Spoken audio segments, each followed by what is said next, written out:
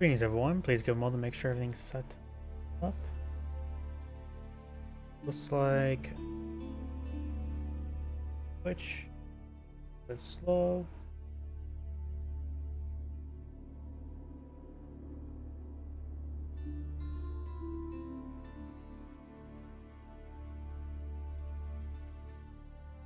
Do thumbnail.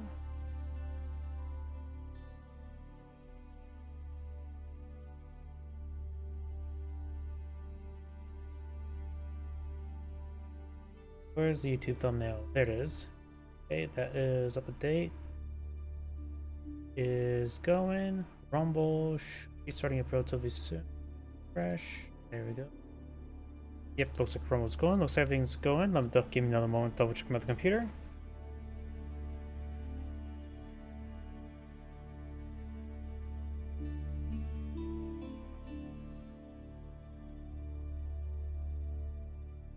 And looks like everything is good to go. So let's go and find a replay. Let's see. The last online 8 hours ago. There should be a good number of players a bit more active recently. This is... Yep, looks like the same player. Because I noticed beforehand a lot of players were a little bit idle. Perfect, this should work just fine. Due to probably, and now with new patch out, people are starting to play a little bit more. So let's go and get started. My microphone is working. Yes, it is. Sorry, sometimes I just double guess myself. And here we go. Greetings everyone, and great here for another Age of Empires 4 replay. Spawn on bottom right side as the Magenta Rus, who have Liquid Demu. Spawn on north side as the Red English, or Corvinus 1. I took another round look at the patch notes. I remember the Mongols had faster sheep production. That's because the sheep food capacity has been decreased down to 200. So the faster Mongol sheep production is the same. But also now players are 4 sheep underneath the town center, or 5 sheep underneath the town center rather than just 3. So the initial food should be 1,000. And we do have a respawn in the field. He does find some local doggos. We start killing them off. Sorry, I noticed my microphone's a little bit weird. There we go. And he does have 95. He must have found one deer deposit. This one's not been found. This one has been found by Red, and this one has been found by Red as well. So Red has killed off both his deer deposits. And oh, and now Red finds opponent's deer deposit as well. And that one, I didn't sound like it was Magenta, but I didn't see the plus 10 gold. Either way, he's now at 145, so he's a little bit slow, but he has 3 scouts, and looks like he has a 4th scout on the build queue. He's finding a good number of wolves, but losing those deer like that is a little bit of a problem. It's just 3 of... We got another scout in the field. Oh boy.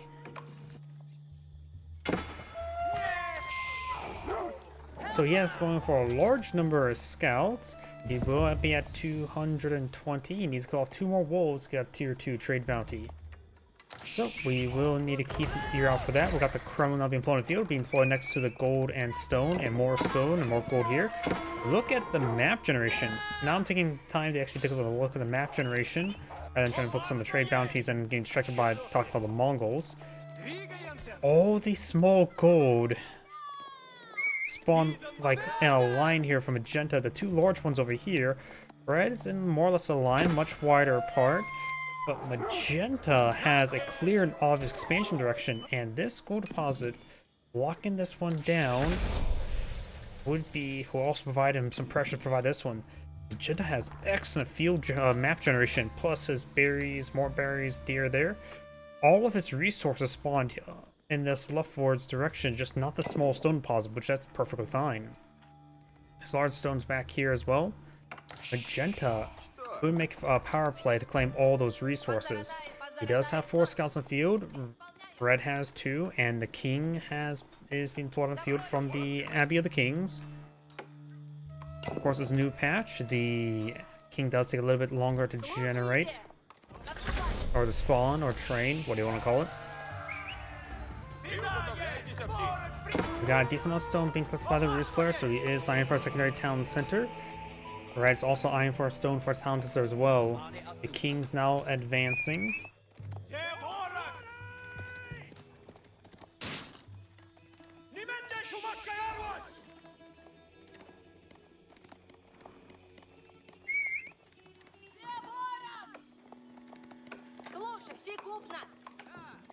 Red has 2 feet behind that scout.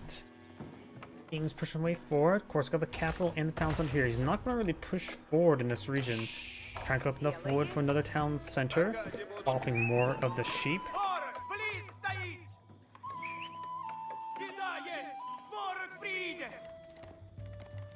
And Red Scout will be pursued by Magenta Scout. He could probably just let 2 pursue it around all 3.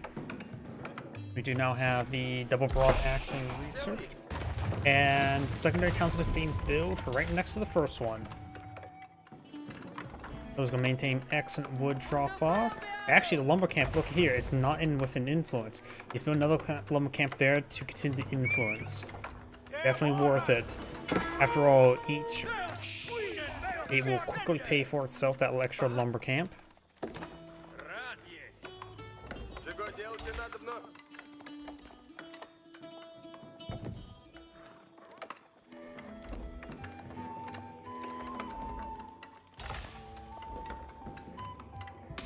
Mining camp being pulled out next to gold deposit. Oh, my apologies for that lag spike.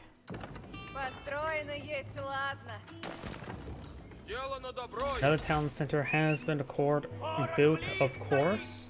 Red's actually town center is next to the deer deposit, so English player who actually clicked up deer. What heresy is this? We got 4 scouts chasing down Red Scout. How many scouts does it take to kill off a king? Sorry, stupid thing just popped in my head. A scout does attack at same attack speed as a Ghazi Raider, so slow. Only gets 1 damage per shank. And so it'll take a large number of shanks to take out the king.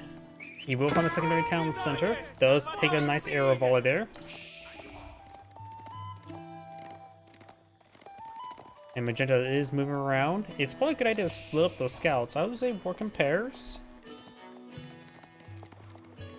Got various economic research on the way for the Roost player. Sorry, you may have heard my drink open on up. I think I see the Red King push his way forward. No, that's a Red Scout. Red, oh, put out some fire there. Ready to cook up the venison.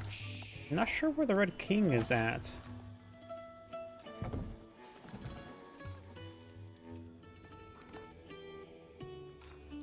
Yeah, I'm not sure where the Red King is at. Oh, is he way over there? Ah, he's taking out Boar. The scout was assisting him. Does do a little bit more damage to hunts. Or no, doesn't get any bonus damage versus a deer or a boar. You have to get the professional scout research. And Red, killing that off, would deny some trade bounties. How's Magenta's trade bounties? At 270, so he is now at tier 2 trade bounty. He's definitely not gonna get tier 3. Unless he goes to the high trade house. He will spot that scout, or a scout can 1v1 a villager. And 4 can easily 4v1 a villager. Just shank him, procreate him, make him very holy. King protecting his villager like a good king. Both players are just advancing the castle edge, so I'm just going to fast forward a little bit. It's just going to be the economic phase. I'm watching the king pursue a scout. It's not the most entertaining thing. And those take out that scout there. Very nice. He could have controlled that a little bit better. I think he may have interrupted some of the movement there with his scout micro.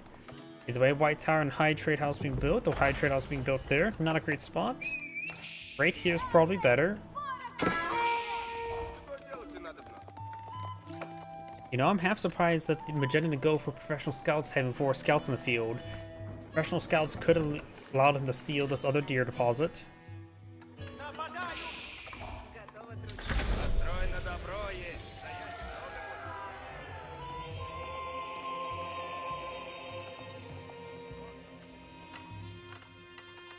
White Tower is still, of course, being built. The high trade house was pushed out with 15 villagers. 36 trees, that's not great. Yeah, that was just really not a good spot. Even right here would be better since he was already sliced through some of these trees. Don't trust the reticle when it comes to the hunting cabin placement. It does count the stumps, which don't actually count. Unless the patch fixed that. Either we do have now horse archers being pulled in the field. I like seeing horse archers. They're just rare. His opponent's going for knights from the White Tower.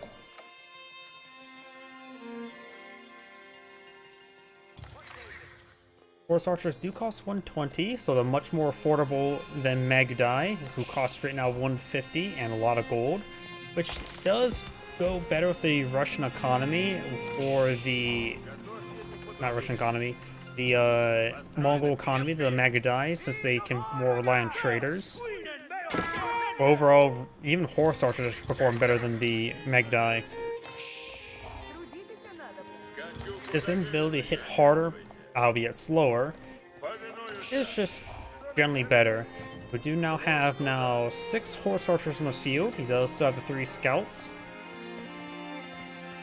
all of which can be affected by Boyar's Fortitude. You want a comparison of the horse archer to another unit? The best unit to compare it to is actually the crossbow.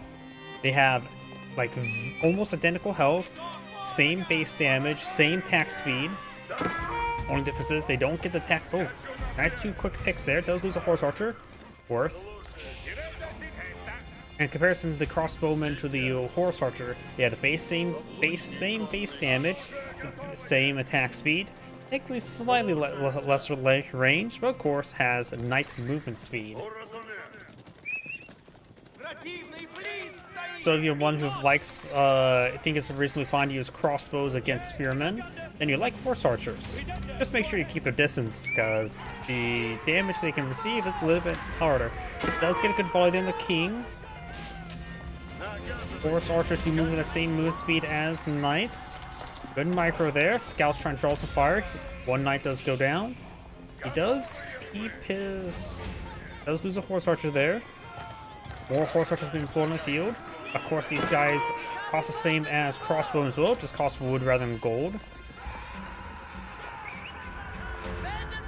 And knights are cost 240, so picking up 1 knight for 1 horse archer is a pretty good trade for the Rus. Warrior monk. Oh! He gets both the scouts. The king is dead. He has now 5 scouts in the field.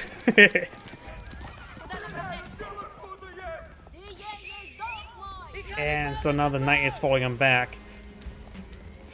Yeah, I love it here. So they have different icons. I've never really thought about this, but the scouts are technically fully separate units, not the same units across English and Rus, even though they're identical, I think, in every single way, barring the capability of getting Boyar's Fortitude. Does Boyar's Fortitude affect captured scouts or converted scouts? I have no idea. We got Longbowman being put on the field. That would be a reasonable counter to the Horse Archer. They have the same health as Crossbowmen. And so Longbowmen should do just as well versus Horse Archers as well as versus Crossbowmen. Just problem is speed. Horse Archer is more likely able to retaliate by getting nice and close. As far as Fortitude is being researched, so we'll find out soon enough whether or not if English scouts can be affected by Boyar's Fortitude. One that scouts takes a bit of damage. That was a Rus. One Rus scout does go down. As long as when the English scouts getting hit hard, he does take out a knight there. He does lose all the English scouts. So we can't test out to see if converted scouts can be affected by Boyar's Fortitude. Scout villager does take a damage there. And we got these horse archers taking some damage.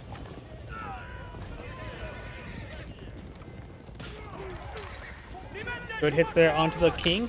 The king is dead once again.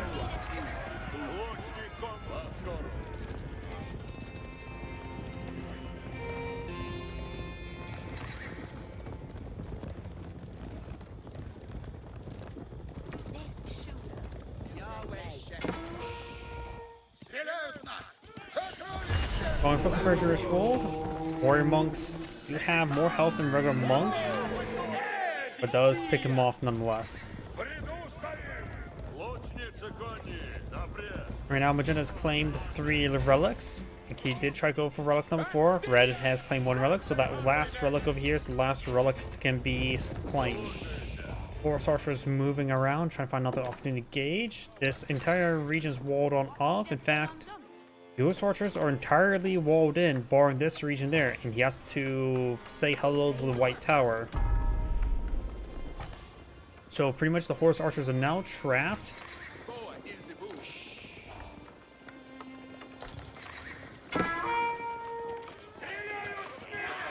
Archer does take a bit of damage there. Horse archer taking a bit of fire from the longbowman. And with the network castles, they will get a pretty good defensive capability.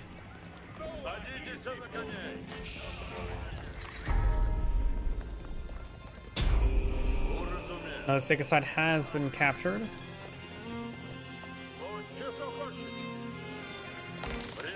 Red's stone mine will spot the horse archers. We got a lone villager here that could be picked on off, but horse archers, I don't think they have great vision range now, do they?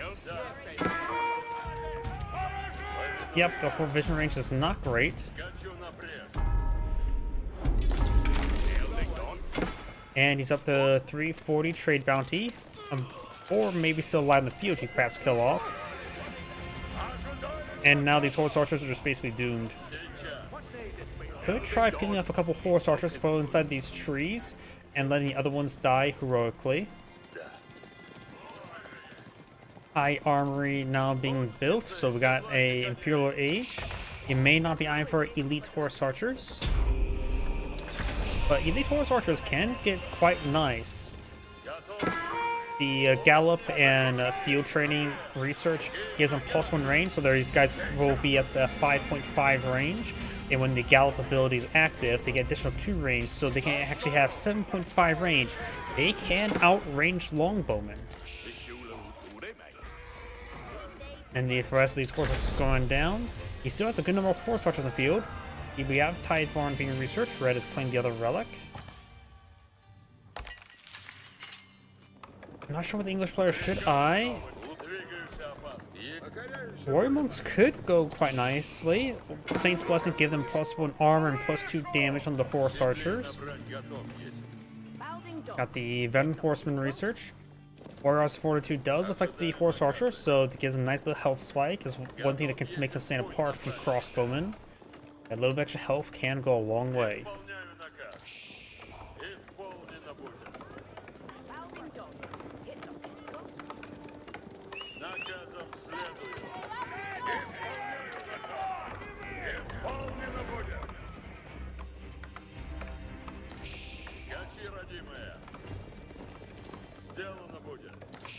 We do actually now have the Elite Horse Archer research, an incredibly rare research to see.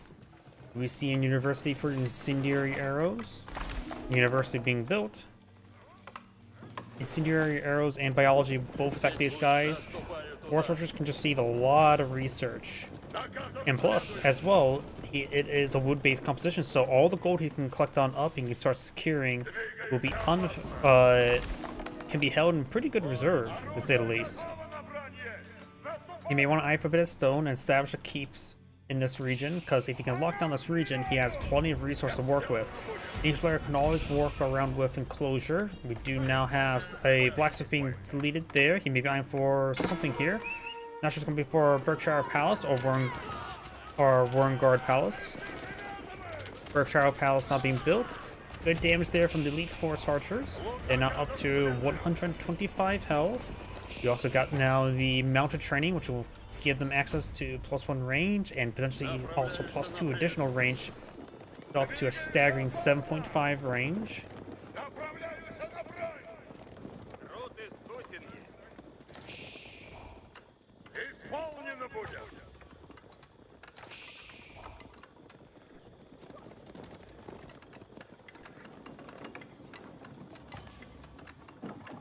Berkshire Castle will be a hard counter to these Elite Horse Archers.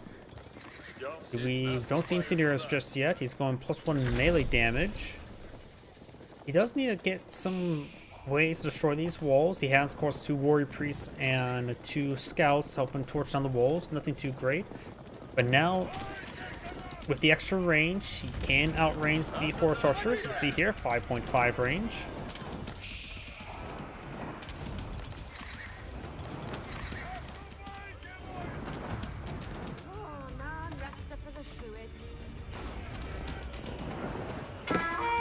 Got the enclosure research. We activate the Gallop there. He is able to outrange those longbowmen. Plus, with the nearby scouts, he can see into there. He may want to put a spyglass ability. Or a spyglass upgrade, I should say. Gallop has been ended. Not a whole lot of the longbowmen here. He has a Magnolia Field, which is technically counter to the elite Horus Archers, but their larger models make it harder for them to get splashed.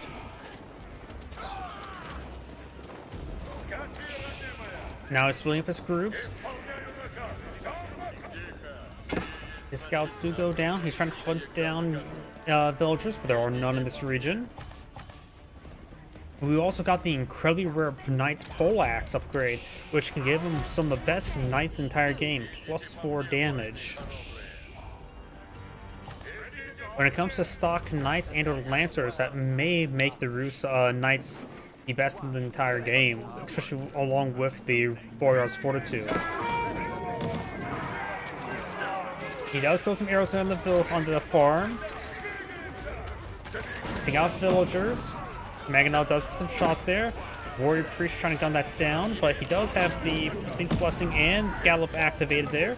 Now it's backing on up. Taking some damage there. Berkshire Castle getting some fire support as well. A couple of Horus Archers do go down, but so far he's got all 17 villagers opponent. Has a nice little villager lead. Now we've got a whole bunch of elite horsemen being deployed on out. We do have a proxy set of barracks, elite man-at-arms on the way, and armor-clad. Not a whole lot of other blacksmith research, and I don't think we have seen elite army tactics just yet. Now I've got the spyglass upgrade. I won't say ability because of Age of Empires 3. I suppose a bit of Age of Mythology. After all, Loki's initial god powder is the spy ability.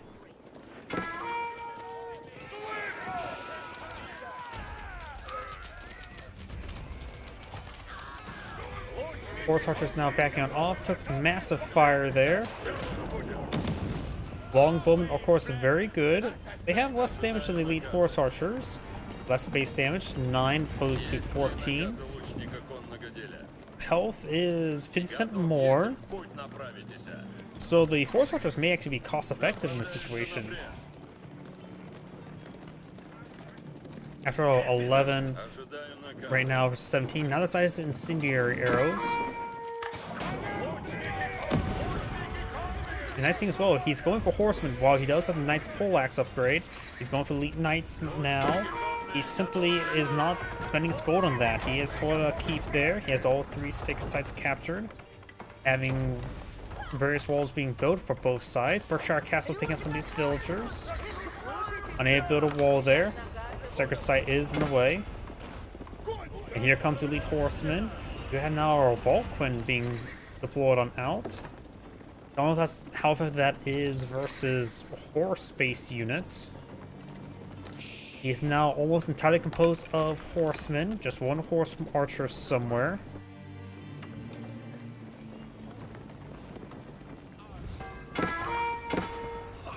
So an interesting transition. Horsemen pushing way forward.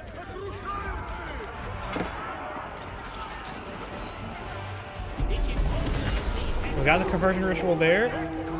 He's just going to... Oh, he actually may lose some of these horsemen. He actually lost a decent number of them.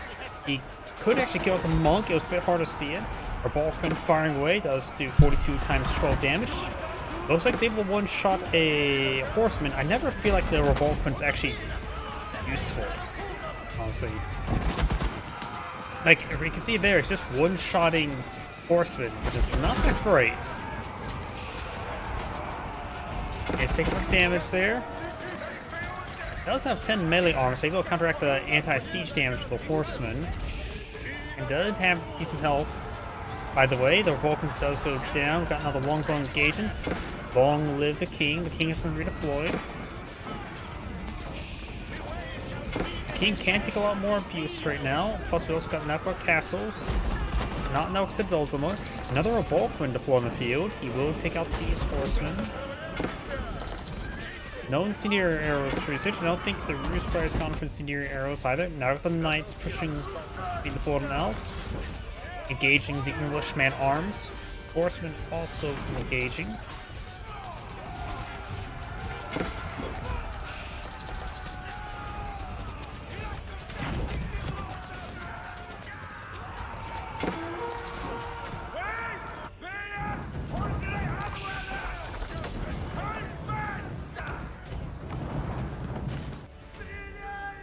More barracks being pulled out here. Knights engaging.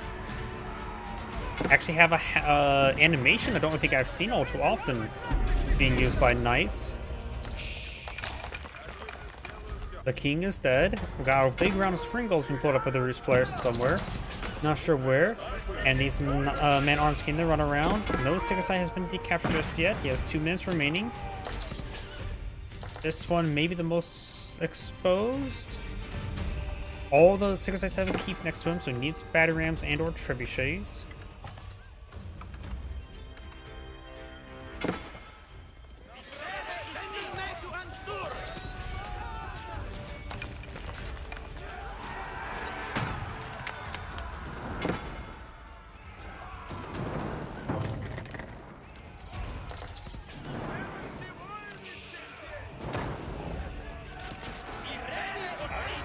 Got some spearmen here, veteran spearmen, not elite spearmen. Got the elite army attacks not being put on the field. This stuff is slowly being torched on down. Arrow sled's not going to do all too much. And now I got more Rus knights here. English player's down to 81 villagers. His opponent's at 135. And he has 1 minute remaining to decapture a point. Magenta's even taking time to steal his opponent's stone. And here's the last remaining horse archer. No incendiary research. Yep, I think the English player is just going to be out of the game.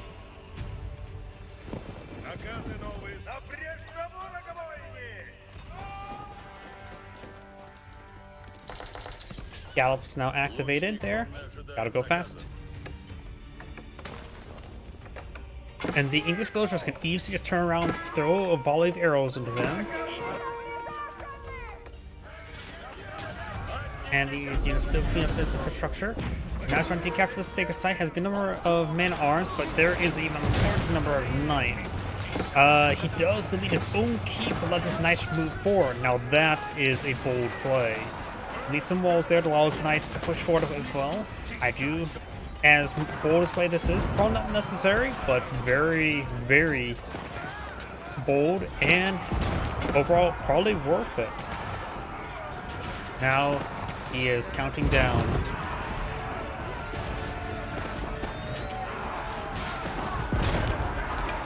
Rus knights torching down everything. There goes that bombard down within seconds. And speaking of seconds, 2, 1, and that's game. It's Angrade saying thank you for watching, and on to the next replay.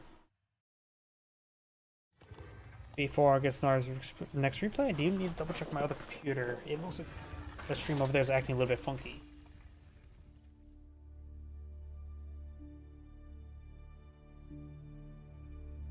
A quick refresh and this should be good to go.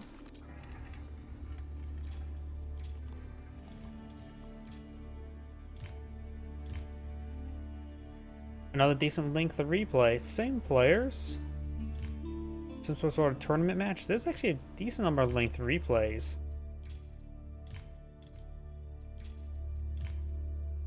Between those two. Oh, you know what? Since the new patch allows me to have the main menu go around a little bit better, I'm going to actually try downloading the mod. It may actually allow me, so humor me for a test.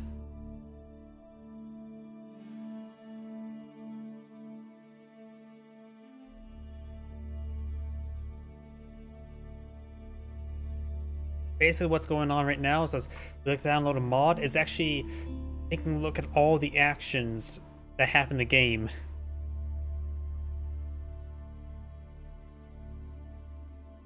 Oh, come on.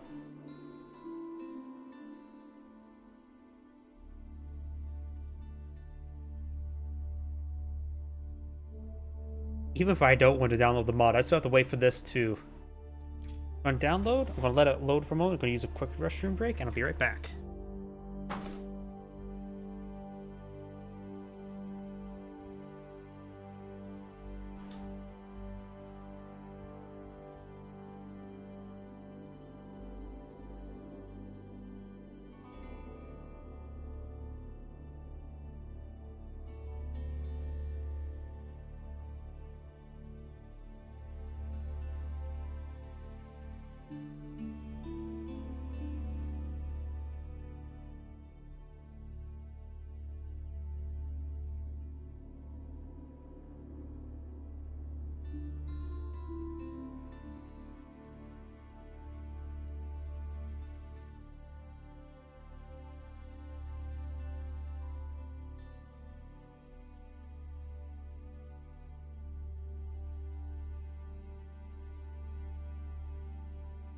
Apologies, I'm back.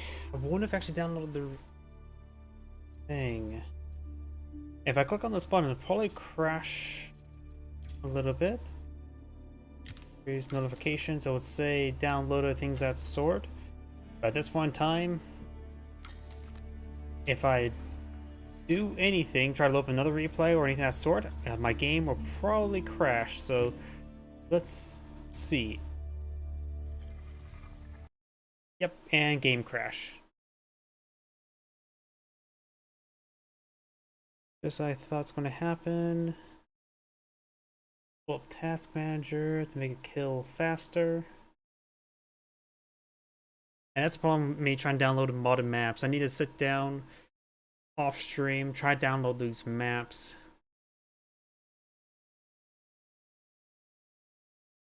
Or it just likes to break.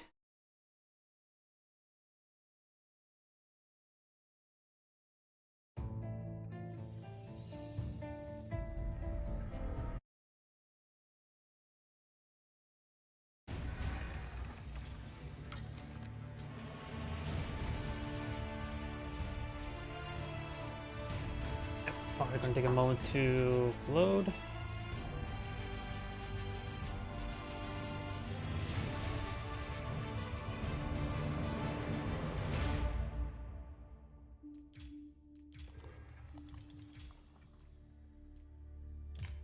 This one probably, I don't have this version of the map. I may.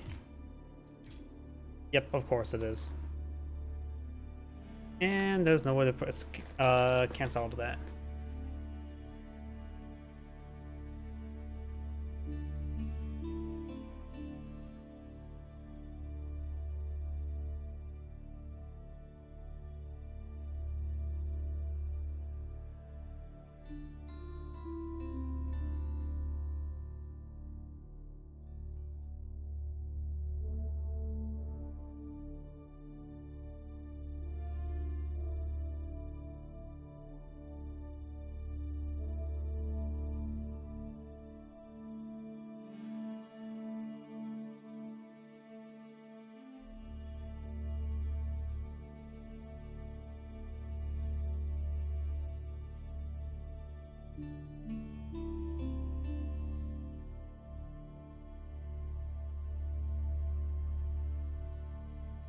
So, worry about that later. In the meantime, let's do unmodded maps. This should be reasonable enough. Wait, didn't I do this one yesterday? Nope, Kill Jardy may have been higher up the leaderboard. Nope, it says plus X amount, so perhaps not. Oh yeah, I have not done this map. Greetings everyone, and Grade here with another Age of Empires 4 replay. Spawn on the right side as the yellow Byzantians. We have Corvinus 1. Spawn on the left side as the green Holy Roman Empire. We have Kill Jardy. We got the Romans versus the Romans, which neither of them are Romans. Green's pushing forward with a villager. We do have yellow pushing forward with a villager to build a dock. Green, I'm not sure he's going to try to build a proxy dock or a proxy outpost. A proxy barracks, okay. He does not have access to Vanguard man-at-arms, but he does have access to Feudal Age man-at-arms. The Byzantians, you know, we may see the Dromo. I'm not so sure how effective it is in comparison to Spring Gold ships. Guess we'll find out, may find out soon enough. I rarely ever cast water maps or hybrid maps because people don't like those. We do now the dock here, Spearmen advancing.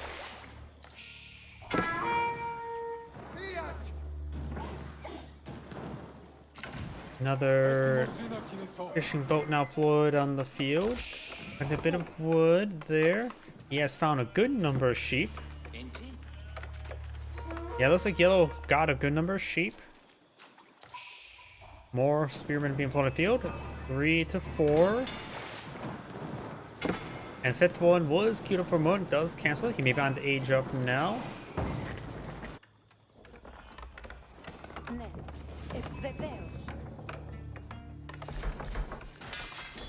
And we do have some Lumitani. Lumitani more expensive, but they do have, what, more health? I honestly...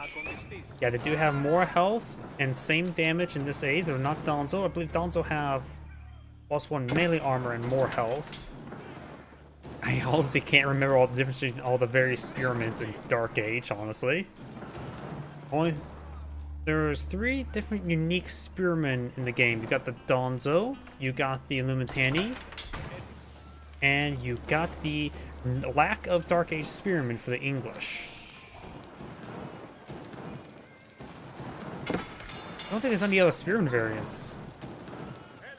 Yeah, that's pretty much it. And the dock will go down. Villager did not push forward to save it in time. Lumitani, of course, has a little bit extra health. Does take out a spearman there. Got 4 spearmen being pulled on out, but remember as well, yellow was fighting a spearman dust for a bit of time. But the extra health will come on in. That one gets stabbed. And Scout does take a bit of damage here. We've got 5 and 6. Got mass spearmen being pulled up by both sides. We got a dock here. Villager does, or spearman does get stabbed there. This lady is collecting up fish. Green will be able to protect the villager. These Lumitani pushing pretty far forward. Also, somebody disturbed the boar. Goomba's Hakuna Matata was disturbed. More spearmen being pulled on the field. We've got 7 Lumitani and 5 spearmen. Though yellow's forces are a bit split. Yellow or green almost have enough gold to age on up. Yellow has not gotten any gold just yet. His gold mines all across the river, while green's was on this side of the river. 7 Lumitani here. We've got 6 spearmen here. Lumitani are actually a little bit wounded. And we've got a very good number of Lumitani. Spearmen push way forward. Yellow has 2 fishing boats. Green has more. Migrating the spearmen around. Looks like yellow's starting to lose out. Those wounded spearmen was focused down first. And yellow's doing a good job pulling back the wounded spearmen. But they're just having trouble being useful any further. Green's starting to lose some spearmen now. Seeing a bit more focusing fire there. And now we've got 6 spearmen pushing down the dock. 7 on the field. 2 more on the way. Versus 6 Lumitani. 4 more on the way. Also got a cistern here. I suppose one does have the prelate there, inspiring the villagers to cut the wood faster. So overall, the longer the game goes on, the better the Byzantine economy will be.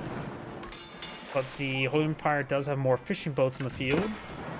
And their initial economy is a little bit better thanks to that prelate. Oh yeah, fishing boats also provide olive oil. That could make an impact. We've got the Akin Chapel now being blown on the field. Byzantine's very far from aging on up.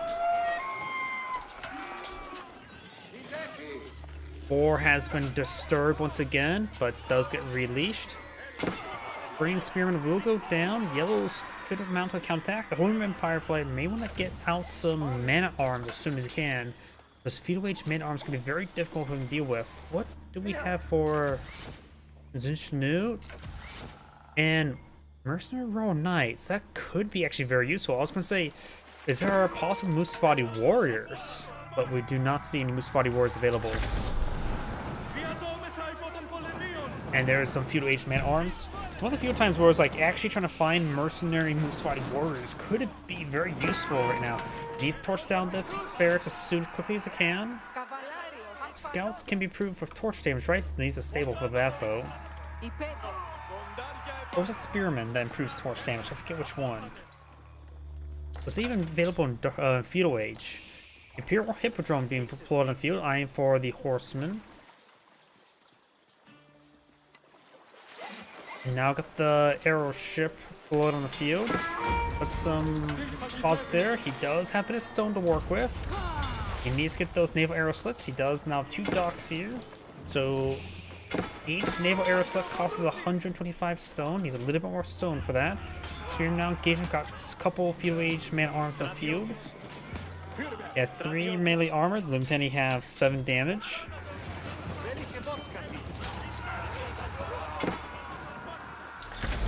And now we got a Spring Gold ship on the field. I do believe he should go for naval arrow slits. That will provide him a decent buffer. We get both naval arrow slits at the moment. Got the Hardened Lumitani research. Makes sense. 2 naval arrow slits. I'll help him protect this region quite nicely. Man-at-Arms straightforward. He needs a Dromo. His opponent's also going for a fire ship. Maybe a spot where he can just explode between the 2 to splash both of them. Outpost here, which can be useful in engaging the ships.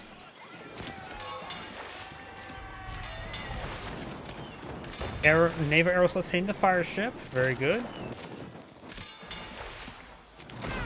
Takes it out. I think he splashed him a little bit though. Galley ship now being engaged. We got a Dromo being flown on the field. Spring Gold ship does do 35 damage and 45 versus Archer ship. There's a Dromo. Boy, that's big. It is straight up a flamethrower ship. Does do 6 damage with +8 versus Archer.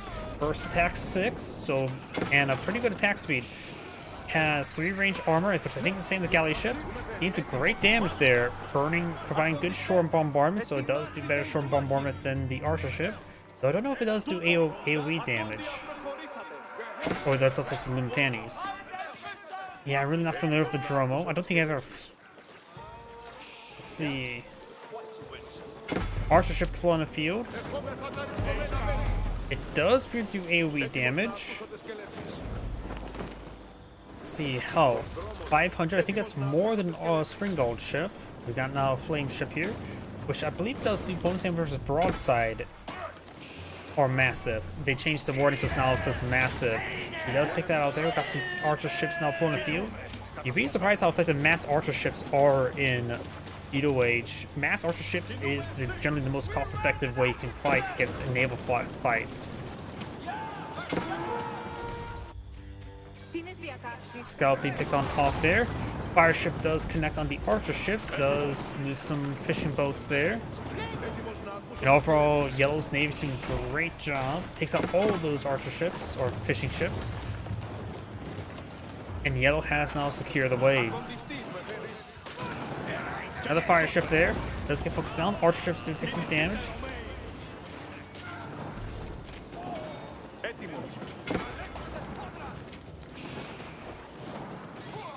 And those units do go down. Let's see. What's unique research? Liquid explosives. City ships deal full damage to all enemies with explosion radius.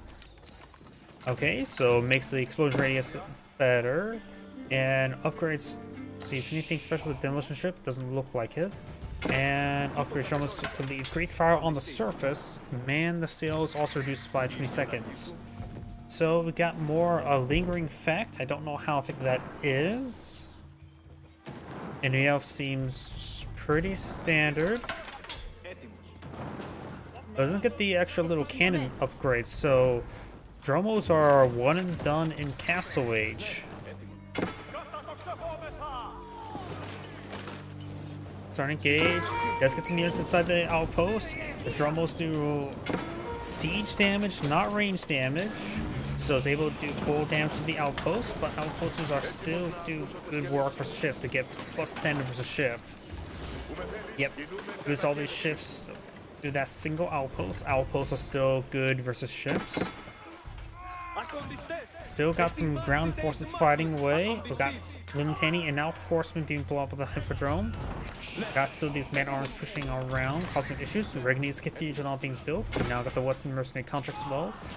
If he's able to steal some relics, that'd be great for yellow or green. Additionally, remember, in order to gauge your opponent's ships, if you have trouble engaging your ships, your opponent's ships or your own ships, is Springgalds. Springgalds are the anti-ship ground unit.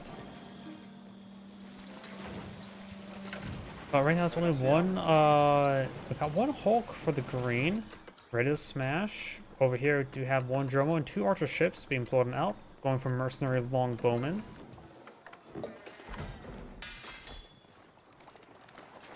We'll probably see green going for mass man-at-arms. But you may want to really push trying to clean those relics. This one has good number of fishing boats on the field. They also do get a bit of olive oil, so they get 20% extra drop off in olive oil. That can be very, very useful.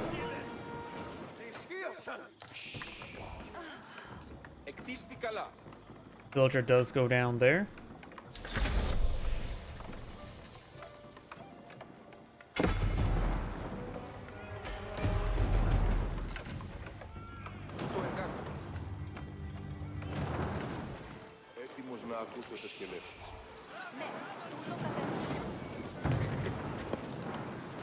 Barracks now under fire.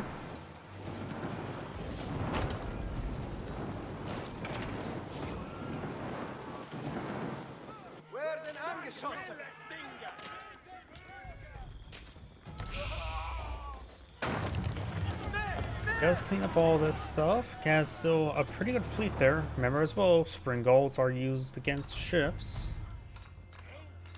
How is Regni's Cathedral coming along when it comes to relic production? Has won a few. This relic can be eyed. May be intercepted, however. Right now he's in a German move order, not attack order. And does realize he spotted him. Relic will be stabbed to death. Become extra holy. And now the monk does go down.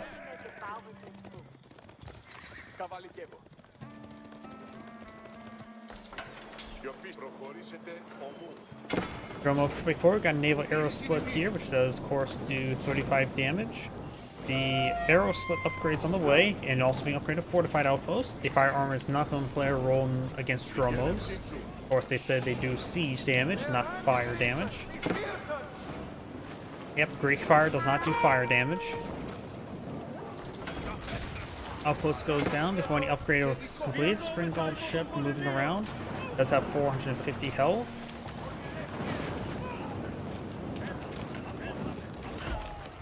We also got the relic inside of here. We got it being upgraded with Springgold emplacement. No fortified outpost. A single knight pushes way forward. Got Filch inside here as well, so plus extra damage thanks to the relic. Villagers to get outside of the, or get forced on out. More of the demolition or Dromos are going down. Does have a fire ship here. Explodes. Only gets some splash damage there, very little. Another fire ship there. This time does take out one of the Hulks.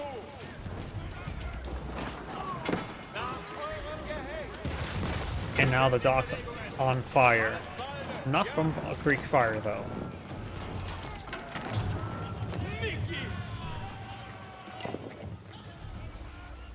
Green's picked up another relic. That's a relic there, spearman there. I'm not sure where, this one here. Right now, Green's behind a villager production, or civilians I should say. Good number of fishing boats are on the field, 13. So 65 minus 13 is what, 52? So he still has 10 more villagers than opponent. Τι πράγμα θέλεις? Only has the one town center.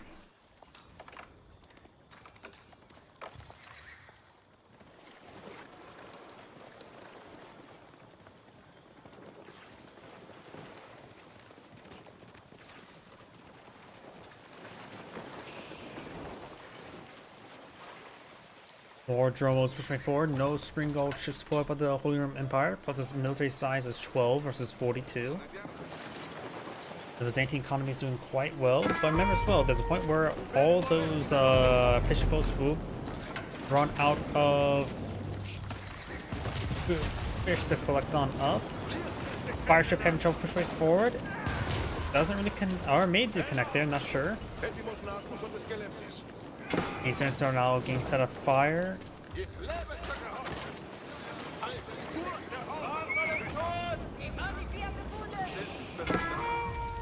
Spring Gold takes some damage there. Got some horsemen over here as well. Got the outpost garrison some villagers and upgrade with Spring Gold. We now got the Hippodrome active there. Large number of idle villagers there. That's going to cause a problem. That's not the Exfoliator research as well, so getting some extra damage. Another villager does go down. And also getting a bit of gold per villager kills. Another villager goes down there. He does not have textiles. The Empire player is still age 3. The Byzantine player is not age 2 just yet. Has enough resources to age on up. Watch it go for the Golden Horn Tower. And a knight will get stabbed to death. Golden Horn Tower now being built. Yellow has taken some hits there. Now down below the 40 villagers. Yellow may need to get out another dock. Well, another one right there, helping with the collection rate, or maybe even just one way over there. Start getting those fish.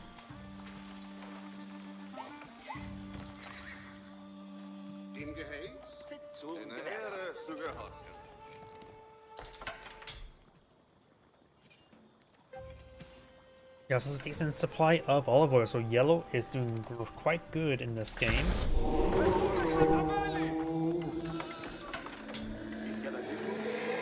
Let's claim those horsemen, but now there's a large number of targets in front of these horsemen. Knight charges way forward.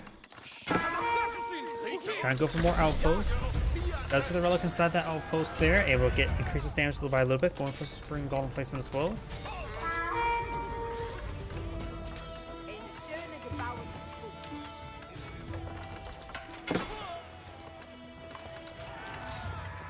Up on one nice spot on the field. Does save the rest of those villagers, but he's still below 40 villagers.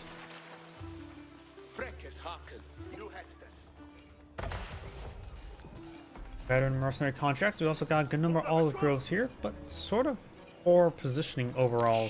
He needs to build a mill over here and maybe delete this lumber camp. Eye for a mill over here as well. It's just not a good spot. You do have a lack of real estate in this region. Another round of aqueducts being plotted on the field.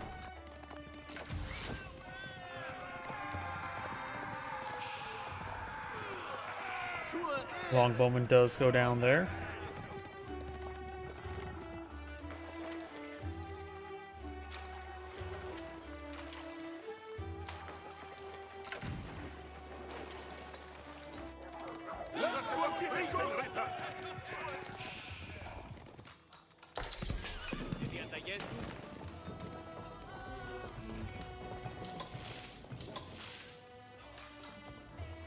Yellow's in a great position. Green, mostly just going for knights.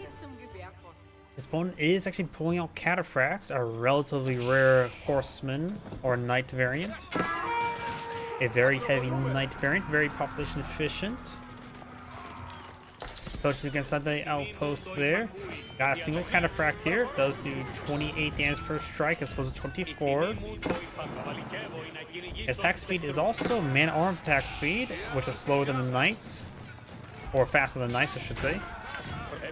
And plus they have the unique charge variant, the trampled ability. Pretty good at sniping siege weapons, honestly. Green's moving around, needs to find some villagers. Got a good number of villagers right there. Yellow's trying to seize that stone. Longbone getting some shots there as well.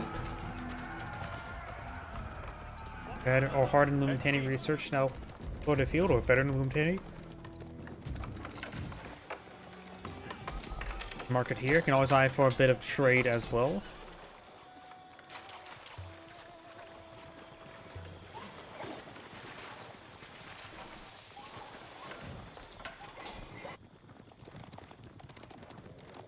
Nice falling back, has taken a bit of damage there.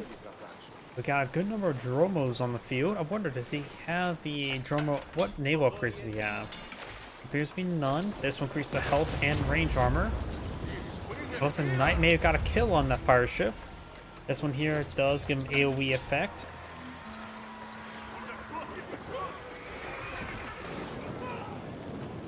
And we got some Lance Connects and Cataphracts engaging his opponent's Knights. Also swapping opponent field as well on the Harrogate villagers. He needs that. As much as he also needs the other landmark for a keep. Springald ships push way forward. I wonder if he has any Springald ship upgrades. He does have the Springald ship upgrade. And we got the fire ships trying to connect.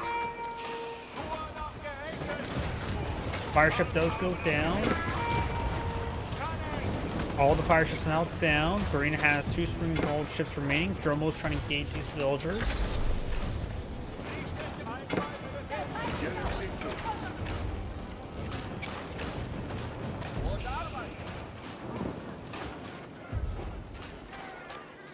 Yellow's push right forward. Got some Cataphracts engaging these villagers. Trying to focus on these Cataphracts now, who had the Hippodrome Triumph active. Dromo's heading up the creek, so the Springald ships. He does get in range of these outposts now. Of course, he is outposts kind of engaging the various ground units. Yellow has units back there. Yellow is just overrunning green in all directions.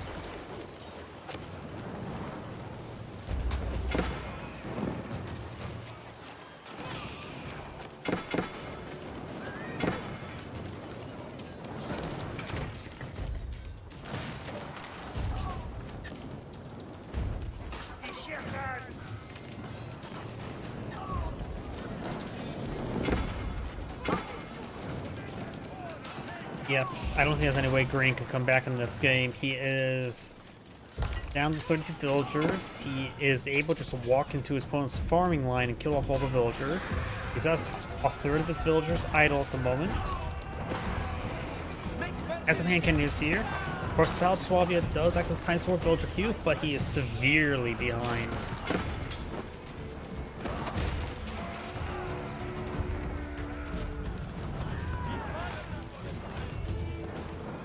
He may try to pick up that relic. The Prelate should eye picking up the relic and try to go for conversion ritual.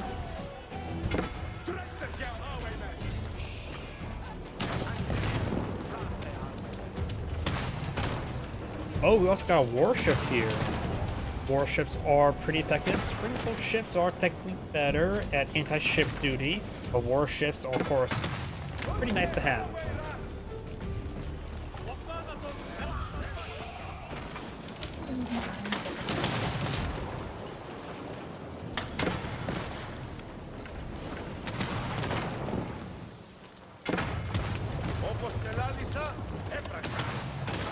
Does get some good shots there. Villagers looking inside the keep there. Hand Cannoneer getting overran. He's down to 27 villagers. His opponent has more than 2/3 of his opponent's civilians.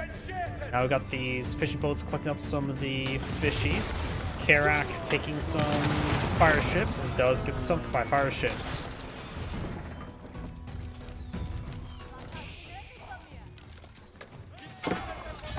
And Green does back the game now. This is Angrade saying, thanks for watching, and on to the next replay.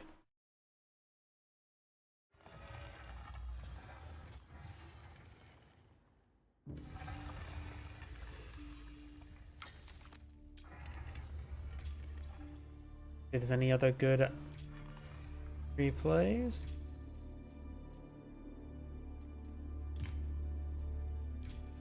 Okay, that was this one.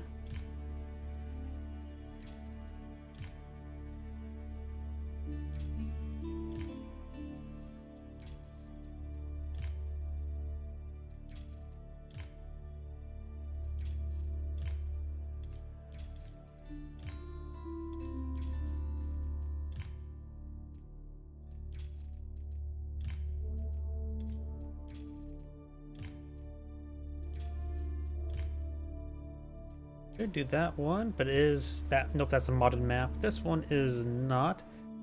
Did I do this one yesterday? Don't think so. Yeah, I didn't do any Zuzi's Legacy yesterday. So, this will be the last replay I'll cover from him, then on to the next player.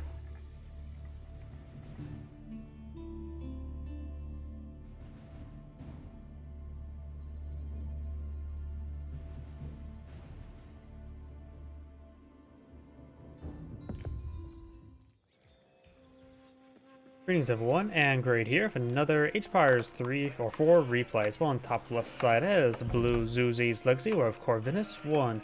Well, on bottom right side is the red Ayubid, we have Ilona. When it comes to map generation, we do have to be careful of where he should put the meditation gardens. Right here we'll give him 2 gold deposits. Here we'll give him 2 stone deposits.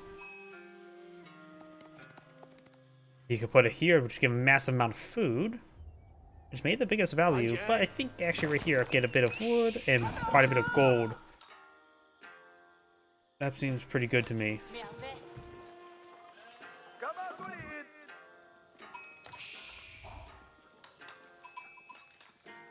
When it comes to the map generation, red's both his gold deposits spawned up front, another small one over there, and some good deposits over here. Blue will find a good number of sheeple. Blue's finding more sheeple. He has gone for double scout opener. Red only has 1 round of sheep, and red is actually having trouble finding sheep, though he is Ayubid, so he does have the advanced berries.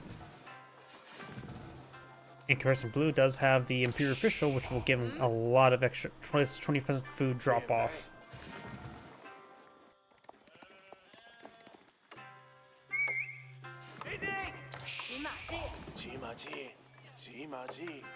You may want to collect these taxes and start up at Meditation Gardens being built there on the stone. Okay. Which also to give him a good amount of wood as well. I would say, let's see, that would be what, 50 stone and maybe 30 wood? I'm guessing 30 wood. Take your guess. Leave in the comments of how much wood do you think it's going to be.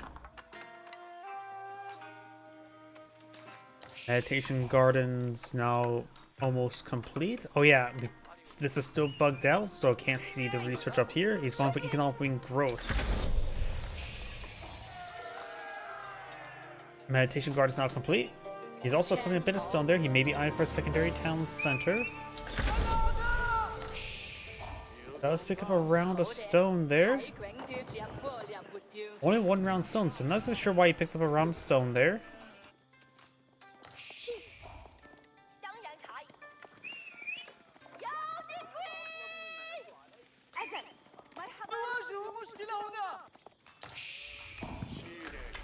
And Cannoneer Slit, so he's maybe eyeing for a good number of defensive outposts. Not eyeing for secondary town center.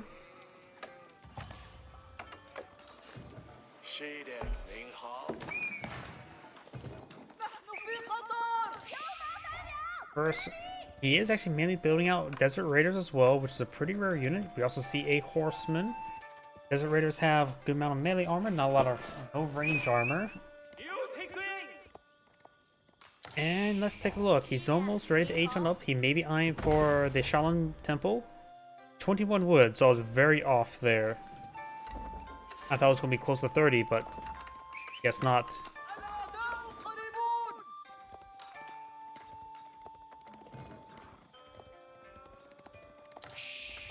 Shaolin Monster being pulled in the field. He may be on to steal the relics. Shaolin Monks are pretty good. They only cost food as well. The scout is being debuffed by the camel and ease. You monster. His damage output's probably less than 1 now.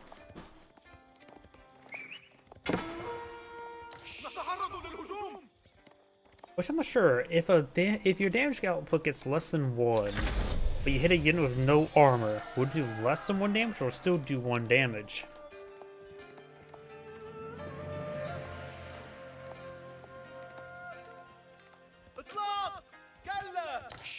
But it's there on that Desert Raider. And first Shaolin Monk now being employed on the field. More Desert Raiders being employed on the field.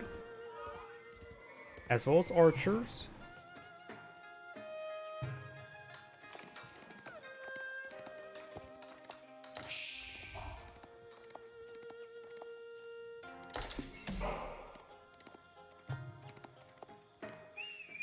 You have Desert Raider and a Horseman here. 我要 Kino。 Red is now camping all the relics. He knows opponent's going for Shaolin Monks. Scout taking some fire from the Desert Raider. Shaolin Monk does hide in the trees. And we do now a crossbow research, the Zunshinu research. Veteran Zunshinus. Knows opponent's going for Desert Raiders, so he's going to counter out with Zunshinus. They have no inherent armor, so the Zunshinus should be very effective, and plus, he's able to squeeze out these blacksmith research early. Then he can even put a lot of bolts into Horsemen, since their armor will be lagging behind. Ivan player, I think he just aged on up. Yeah, he's starting to age up now, going for the Dervish. He knows his opponent has gone to the Shaolin Monastery, so he's going to counter it out by pulling out the Dervish to quickly grab some relics.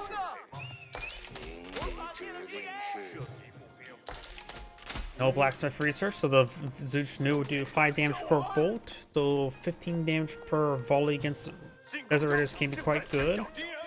Can be greatly increased with blacksmith research, and decrease as well.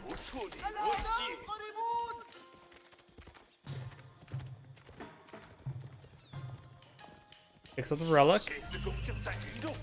Now he's going to take that and start escorting towards this relic over here. Red is still camping this relic. 听这边，已准备好扬鞭。已准备好射击目标。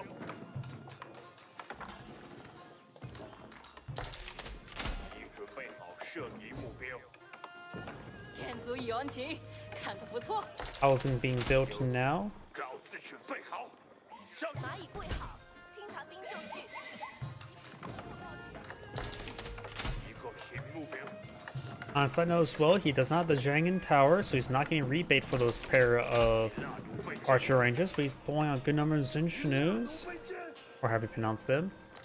He's supposed not to play out anything more at the moment. How is the age up coming along? It looks like 80% complete. He has currently a Golden Age Tier 1 as well. Scout down, not big surprise. Now got the Zhangin Tower, which will give him a bit of rebate upon building structure. Gets one free Zunshinu, Horseman, or Spearman. Definitely the biggest rebate is when pulling up stables, because a stable costs 150 and a Horseman costs 120. Pretty good rebate. So if you really want building more production structures, you could just simply go for cavalry, build more production structures, and get some free horsemen going with it. Song Dynasty now obtained. Zunshinu's getting some good damage there on the horseman. Relic over here has been picked on up. Remember as well, the no +1s down here, the Shaolin Monks. And we've got relic number 3 picked on up. The 4th safe one for him is going to be very safe. Red has his dervishes on the field. He has picked up a relic, so it's going to be 4 relics versus just 1. If he eyes the Yuan Dynasty, he can get up pagodas.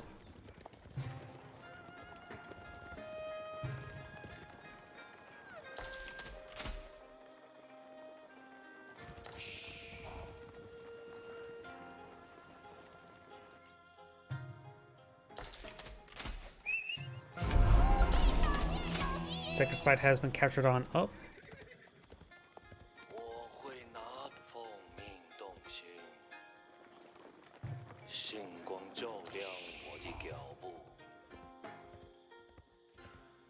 Ibids have a good amount of food at the moment.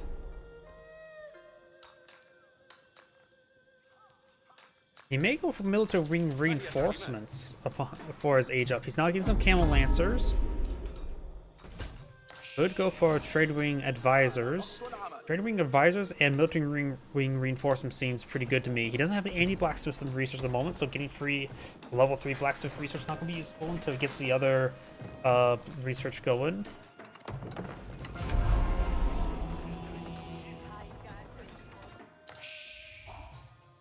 We do also have the veteran Desert Raider research complete.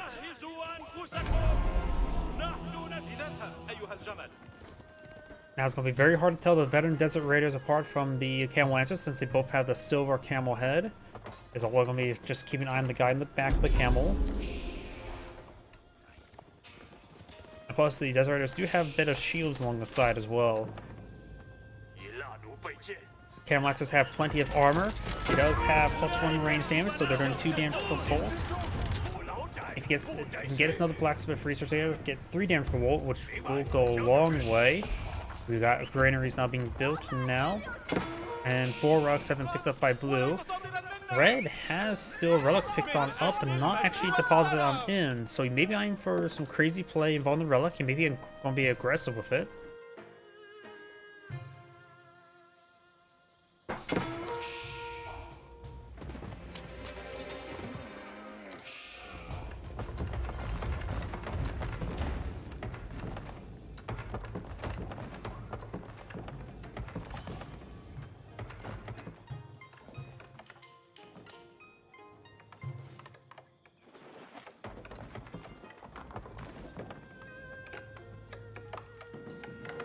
Seven Camel Lancers, 7 Desert Raiders now deployed on the field.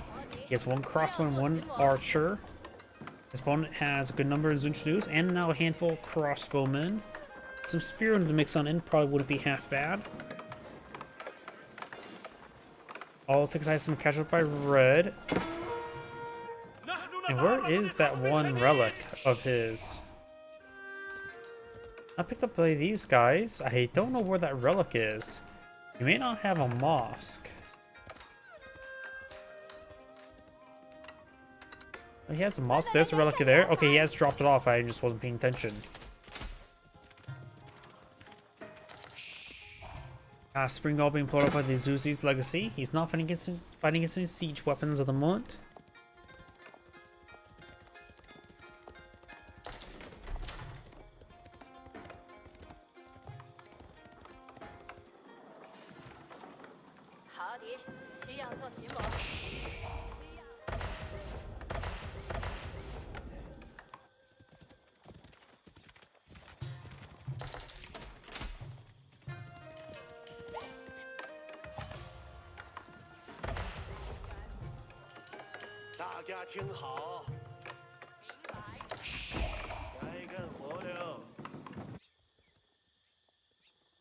Just a little bit idle. Both sides not pushing forward.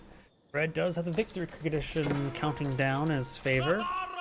Camel Lancers now trying to torch down some walls. And these Camel Lancers and Desert Raiders are pushing the way forward. We got good numbers to choose. Desert Raiders won't last all too long. He has 11 crossbowmen, 3 of them on the way. He maybe I'm trying to age up eventually to get the 10,000 bolts. Research. That's just a guess though.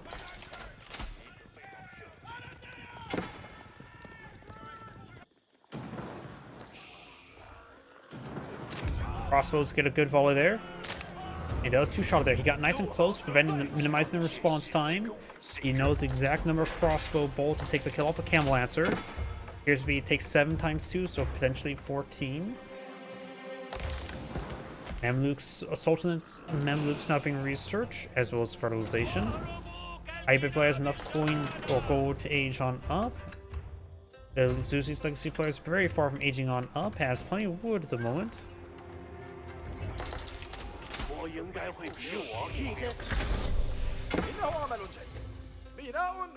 And thank you for the follow, Neil. Oh, I butchered your name, Neil. Neil. Butchered your name. Butchered so well it can be served on somebody's plate. But I didn't realize Ibid players aged on up because, like I said, the age up progress does not get shown for Ibids. I'm not. He has gone for military wing reinforcements. Very nice. And Villager does get killed off there. Zuzi's Legacy player just feels like he's just going a little bit slow. Does now have second town center of the field, but the Sickerside victory is 5 minutes remaining. Red's now migrating down south.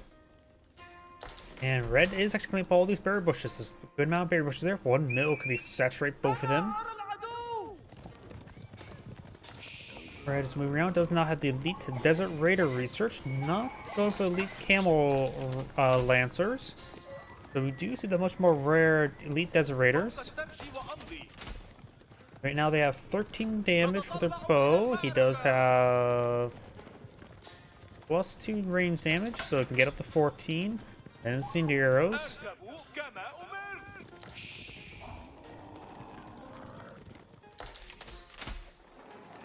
We do now have the veteran spearman research on the way for blue. Blue's now going to push forward to secure this sacred site. Has a good amount of siege weapons and good amount of range units. Has currently 7 spearmen in the field, 4 more on the way, 6 more on the way, and of course he does get free spearmen before deployed out per barracks. Blue's making his way to the sacred site. It's unsecure, so should be able to stop the sacred site victory in a moment. Handful of spearmen, a couple Zunchus or crossbows there. Camel Lancers push forward, getting annihilated, a large amount of fire hitting them. Camel Lancers right now have 7 range armor. The right now Zunchus have 6 damage, so they only do 1 damage per bolt. Desert Raiders will be a bit more vulnerable to those Zunchus since they have no inherent range armor, so just have the +3 to work in their favor. Sacred site decaptured there, and do now the standard Palace Guard research, upgrading the early Palace Guard, the regular Palace Guard. Berry's been cleaned on up. Daz migrated to this more dangerous berry patch. Right, those are some villagers there. Does inside the outpost. Should be fine enough to stay alive there. We got a spring gun fortified there, unupgraded here. Villagers just trying to run around. No spearmen here, so this outpost will be just fine. Red's villagers trying to run away.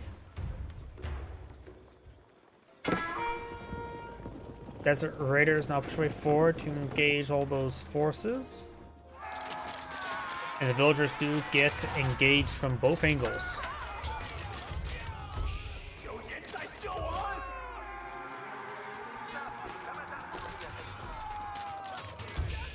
All those units or all those villagers do go down.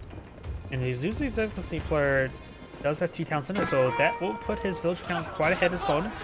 Does take some damage there. Some of the camel or desert raiders are in melee mode, most are in range mode. Blue's armor will go down here. All the camel lancers over there are dead, just leaving desert raiders. And pretty successful victory there by Red. Got some Giloms I'll pull it on the field as well. We got a very good number of spearmen. More barracks here. Has a good number of barracks for production, as was a handful of housing there. He does have 13 crossbow in the field. That Mangonel, or the unique version of the Ivids, does go down very quickly. Giloms may see a bit of damage here. They will go down. Desert Raiders do not want to engage that. Agenda's push, or Blue's push the way forward with a good amount of infantry and spring golds with 2 Nesabi support. Got the dervishes back here as well, ready to heal up some stuff. A number of Desert Raiders floating out. Now it's starting to transition to some hand cannoneers. Desert Raiders do get in the back line, engage some of these villagers. Very nice. Elon's equivalent being picked on off. We do now the dervishes pick up that damage there. Elon's and Desert Raiders push way forward. 1 Camel Lancer mix on in. Great fall there from Nesta Bees. Tyran's going to do just fine, as well as Zunchus. He's trying to engage these siege weapons, but either in range mode, not in melee mode. The melee mode does not do bonus damage for siege weapons like horsemen or camel riders. Red's being forced on back. SB says to get a bit of damage here. Next round, Desert Raiders in 40 seconds. Doesn't have any siege units or anti-structure units in the region. We're even lacking spearmen.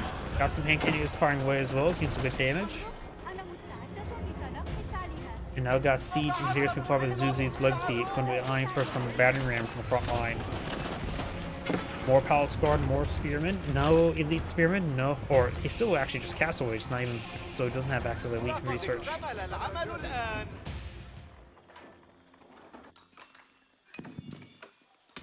Water deposit being cleaned on up.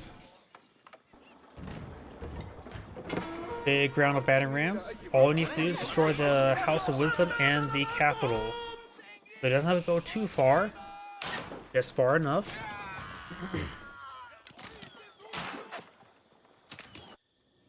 Outpost still upgraded here. This one's still unupgraded. So you can perhaps send some villagers over there. Looks like their civilian counts are quite similar. Red has pulled out 3 town centers.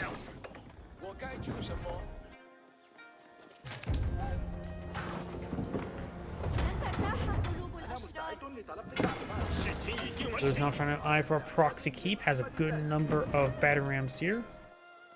Gonna try to close out the game. Over here, Blue torched down some of the outposts. The Spring Gull is still firing away. This Raiders does spot the villagers, taking a bit of damage there. Scout down. Spear may connect. Nessabes gets some okay damage there. Some Spearing getting some stabs there. And here comes villagers pulling out a keep. He has to go through 17,000 health and 7,000 here, so he has to go through 24,000 health. Reinforcements not being denied, but we got a good number of battering rams here, so you can kind of torch down the stuff. House of Wisdom does offer a bit of fire armor as well, so the torch damage is going to be less effective.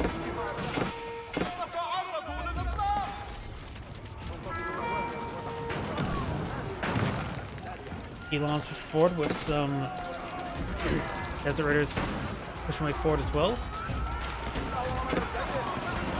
Good damage there. Nespy does go down.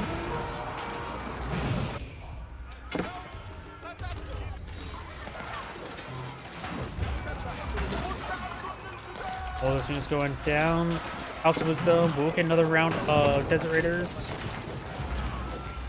There.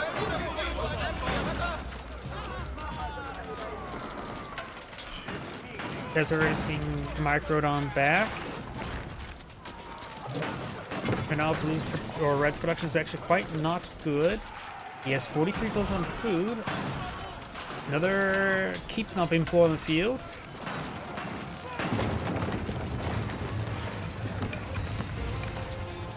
House of Wisdom does go down, and now the much more easier task of taking out the town center. He's tasking his villagers to torch them down. Gilon's now engaging the battering rams. Got a good charge attack there. Another keeping built. That's going to cause some issues for Red, having 2 keeps on the front line like this. He's also now building a forward siege workshop. Building a trebuchet here would probably be a good idea to help siege down the town center from range. Excuse me. Battering stay alive. He's garrisoning town center.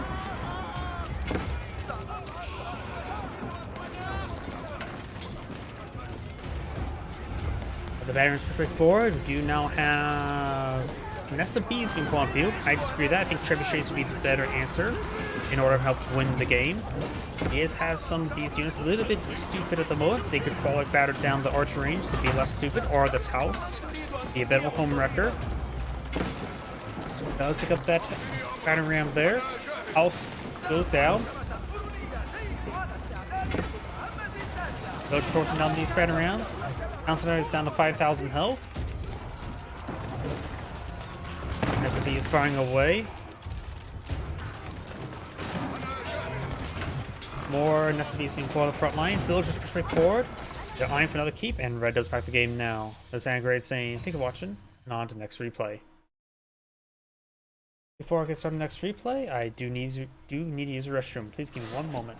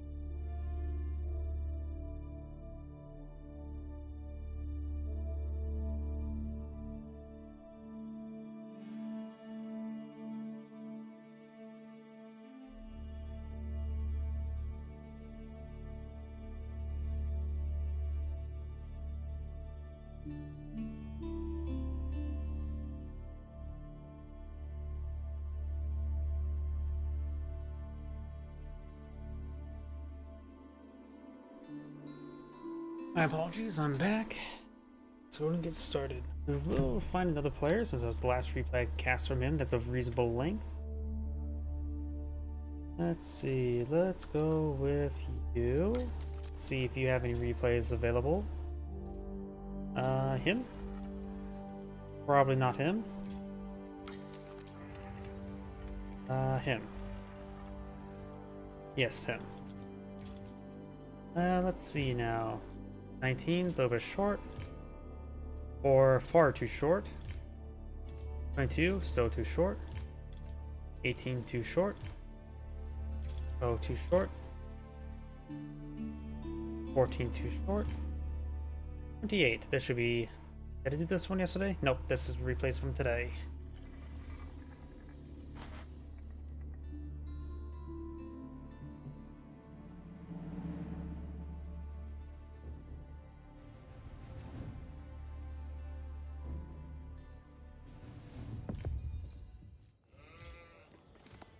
Greens have one, and grade here for another H-Pires for replay. Spawn on the left side as Yellow Delhi Sultanate, we have Beastie. Spawn on the right side as the Red English, we have Myriad. When it comes to map generation, English player doesn't have to worry about berries all too much. Here's in a safe location, so probably a good idea to collect it on up. Gold's back here, here, and here, so his gold expansions are very safe to go along with the more turtle playstyle for the English. Here, down here, but probably won't be obtained. When it comes to the Delhi Sultan, they of course get the advanced berries, so there's other berry deposits right there, somewhat close to the deer, so it has a good amount of food that direction. A large amount of stone back here, which could be decent for Delhi Sultan. After all, they can get some pretty nice village production from the town, village fortress upgrade. Another gold deposit way over there. Safe. His other two are a little bit more exposed, but relatively close by to each other, so definitely plant a town center there and let it grow. Heavy Kings not being employed in the field. English tend to go for a heavy amount of man-arms, so we may see man-arms play by the English player. What a shocking prediction. One's going for Tower of Victory. The Delhi Sultan player Delhi Sultan can get better man-at-arms than the English, believe it or not. The Tower of Victory will of course increase attack speed, help even them out, but when it comes to Castle Age, if you go for House of Learning, you get the Honed Blades upgrade, which will give them +3 damage, as well as to your Lancers. Effectively, more than counteract the Armor Clad, and with the Tower of Victory, give them increased attack speed, you can get much better man-at-arms than the English. However, the English economy is much more suited to building out man-at-arms with the enclosures and the advanced farming. So the English economy will still be a bit better, able to mass produce man-at-arms, plus they have faster production. But don't doubt the Delhi Sultan man-at-arms if he decides to build towards that direction. Scout may go down here. No, it does not take any damage there.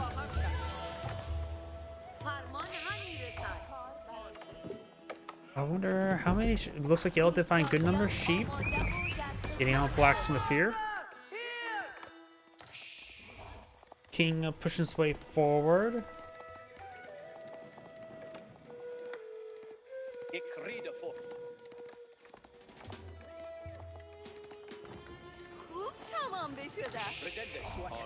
And the scout will escape on out of there. Do now have some Ghazi Raiders been pulling the field, which would be a decent unit to help engage against the opposing king, as well as the English force going for some horsemen, so mass Ghazi Raiders would be a decent option against those horsemen.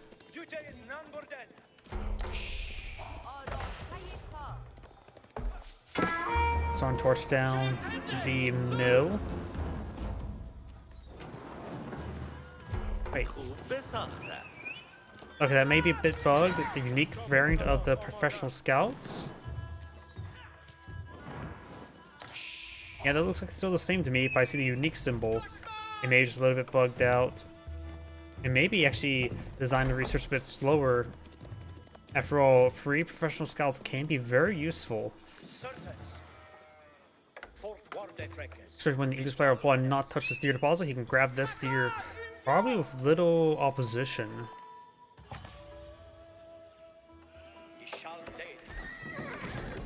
Got multiple stables now pulled in field. I'm to get a good number of Ghazi Raiders. This one only has a one stable, not eyeing for a bit as much stability. We do now have outposts next to that gold deposit. He's also putting some walls there. The scout will spot all of this.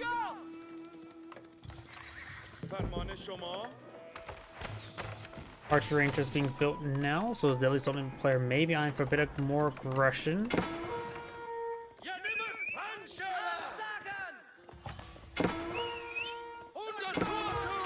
Horsemen push their way forward. Got now the Ghazi Raiders responding down south. Didn't kill any villagers there. Ghazi Raiders charge their way forward. Horseman does take some damage there. The king himself does provide some good health benefits to his men. He can always fall back to the Abbey of Kings for better health regen, but that one horseman does get picked on off. Destroy value 100, even though that was clearly a horseman, which only has a value of 120, so that's actually in... Huh, looks like the horseman improperly coded in the value. That's good to know.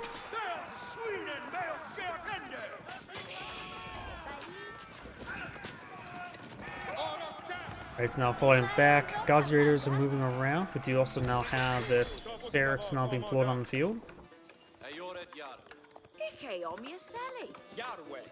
Four spearmen now being employed in the field.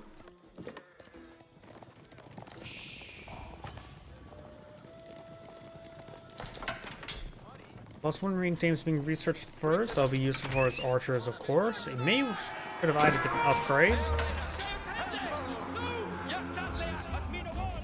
But he's starting to pull out more archers, so make use of it. He's also pulling out some spearmen.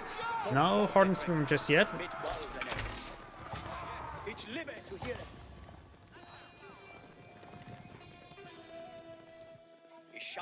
We got now professional scouts being researched as well. And yet the unique upgrade is not there, so it's just bugged out a little bit with the unique upgrade symbol. All those horsemen are at full health. Ghazi Raiders are a little bit wounded. The Scholar, of course, can heal them up.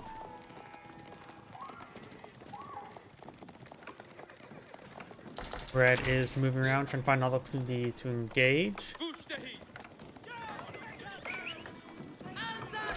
Horseman charging way forward, trying to get a bit of damage here. Horseman gets some damage. Villager does go down there. And going to try to find another villager. Another villager gets stabbed to death. He does not have textiles research. No, he does, actually.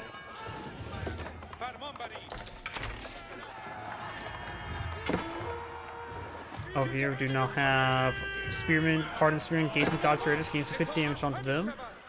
And Ghazi Raiders do get a bit of damage there. Regular, or now got hardened spearmen now trying to engage these units.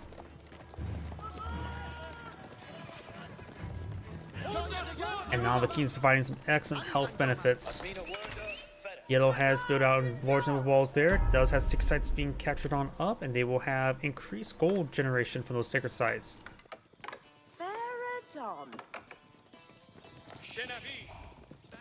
The range damage not being researched by the English player. He may eye for some longbowmen, or may just eye for better defensive structures. Also looking for professional scouts, starting to make his way to the steer deposit now.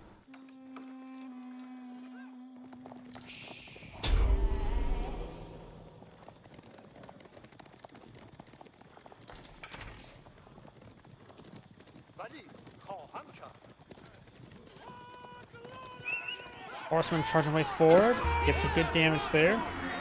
Ghazi Raiders, however, trying to retaliate. There are more of them. And of course, they're higher quality than the horsemen, having a lot more health. DPS is... it's harder but slower, but I think the DPS overall still is better. Of course, the Ghazi Raiders are a bit more expensive as well.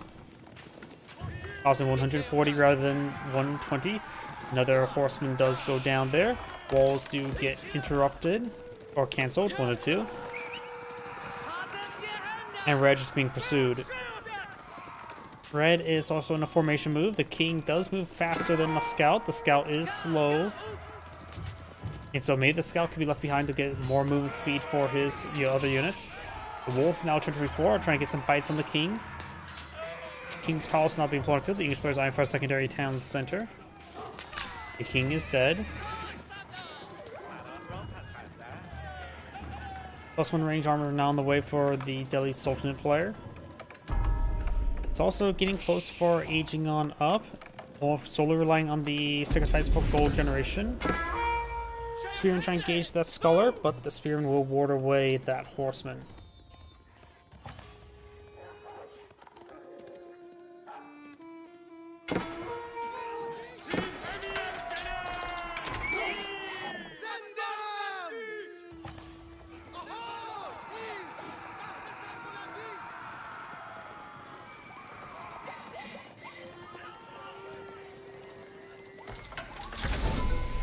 We got a good number of these walls now going on up. All Sacred Sites have been captured by yellow, giving him a countdown. His opponent is going for the Compound Defender, which does give him access to cheaper stone-based structures, as well as quicker access to keep research. So he should be able to get out Village Fortress pretty quickly and get more villager queues going. We got now the early man-at-arms research, upgrading the Vanguard man-at-arms to early man-at-arms.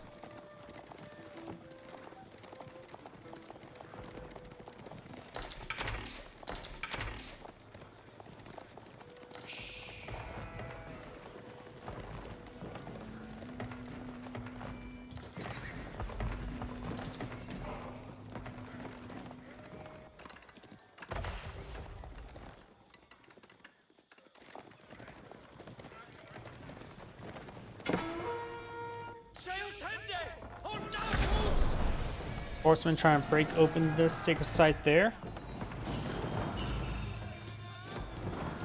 Now it does keep the research, going for compound or the village fortress upgrade, bowling oil, fort architect, into slow burning defenses. Stone wall towers gets +10 fire armor. I don't know how they should buff stone walls. You never see them. I don't know how you would buff stone towers. They're already pretty limited of what you can or can't do with them. Maybe make them invulnerable to even being torched. That maybe one way you can make them better. Sort of like stone walls. That's the only way I can see you can buff stone towers. Make them torch proof. And I have no idea how effective that would, or if that would make a big difference. Probably would be very gimmicky where you just pull out small bits of stone walls there and blow stone towers, but even then, I don't know.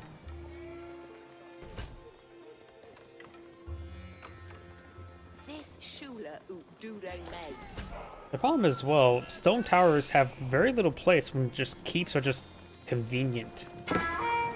In order for stone towers to be useful, they probably have to remove the keep entirely from the game. So people have to make their own keeps with the stone walls.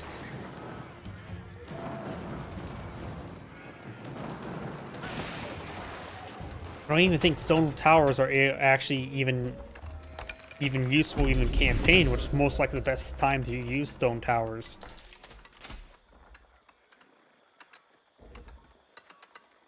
A lot of research going. Both players now, of course, in Castle Age.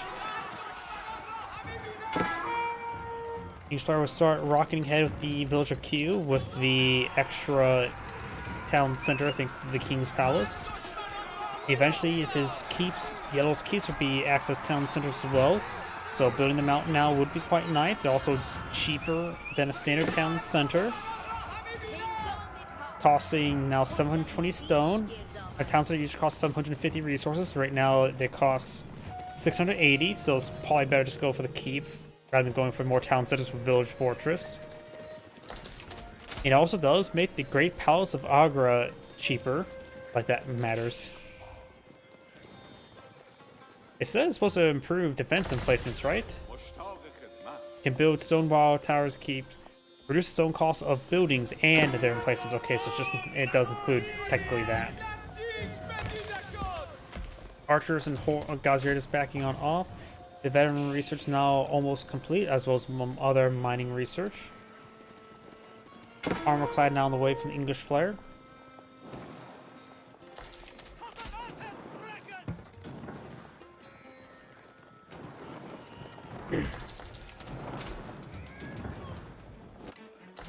God Swinkerer.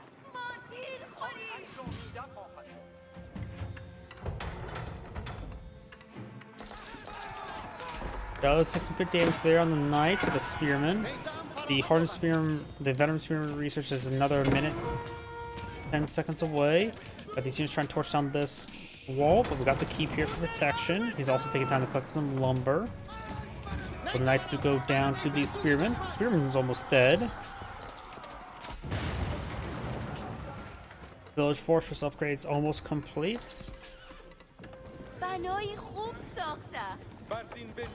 Gazi Raiders among all of these other units push way forward. He does have currently 12 crossbow in the field. We got the veteran Gazi Raider blowing him out as well.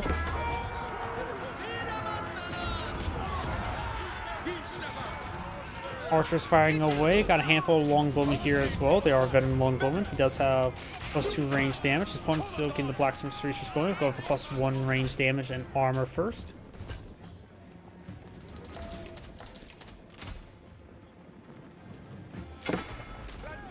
Couple crossbowmen do get picked off there. Does have a network of castles nearby.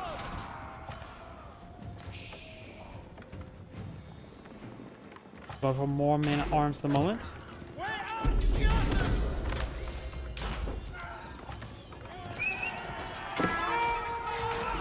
Does get a bit of spear brace there.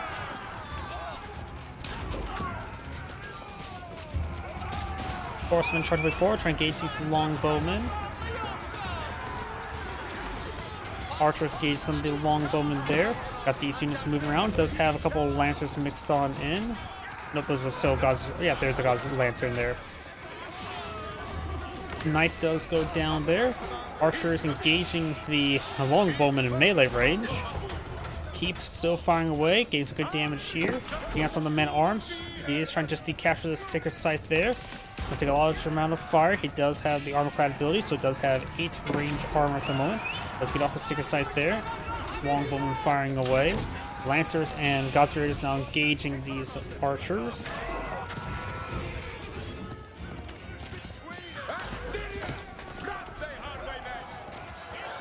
Another round of men at arms pushing way forward. The secret site's capture rate is reverting in the back. Right now, Yellow does have a larger army and a higher valued army as well. Nearly tripled his opponent's value.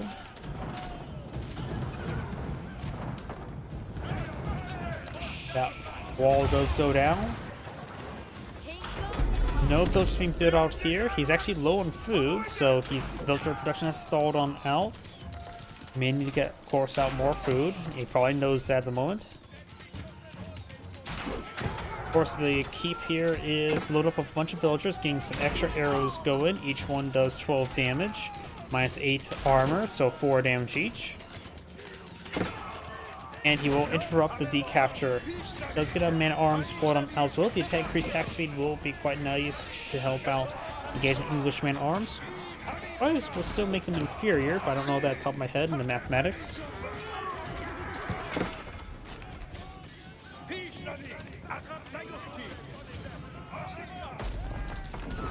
Longbowman being picked on off, but they're going to stand and fight.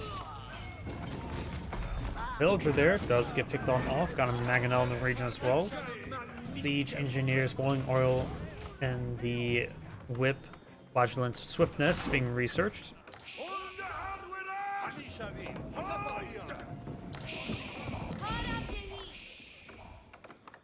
Deadly Sultan does have a decent amount of resources. The English player has too much gold at the moment. Deadly Sultan now has spent all of his food. Last of the year being cleaned up now. He needs to start eyeing for some farms. He's collecting up quite a bit of wood for his farms. Good damage there. Overall, the Delhi Sultan economy is probably stalling out right now with the lack of food soon. He needs all that wood for the farms. Farms can be quite expensive. Especially when you want to transition 21 villagers onto farms.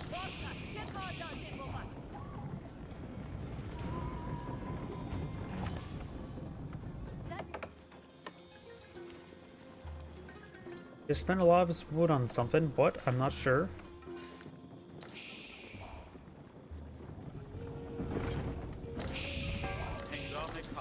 Three minutes remaining for the Sacred Site victory.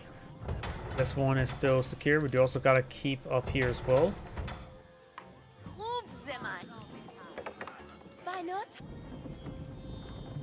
Yep, Yellow's economy has, or food economy has now stalled out. He needs to retask a bunch of villagers onto other food sources. Yes, some deer still here, but not a whole lot.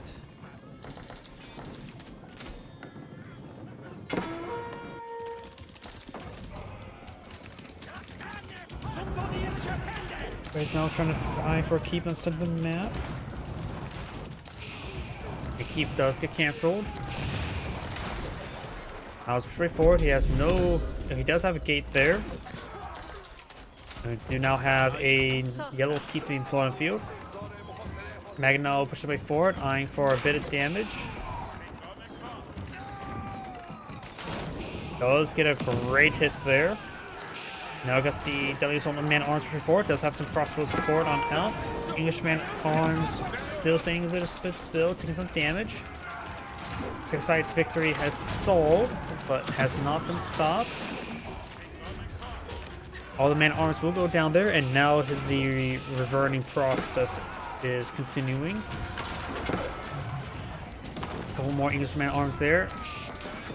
And Reznov going back. That's a trebuchet in the back line there. We've got two keeps followed by Yellow here. It looks like Yellow's just going to play the Sacred Site game. Trebuchet there, getting a good hit there on the keep. More reinforcing man-at-arms here. And now we've got a line of walls there. I was going to say, he's probably going to go for the Great Gatehouse, but wrong civilization. He could try to get on top of the walls there. It gives units +2 range. 7 range should be able to cover the Sacred Site there.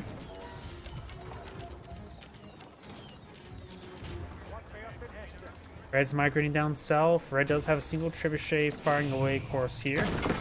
This keeps now getting repaired on up. He's going to make another pass at this Sacred Site here.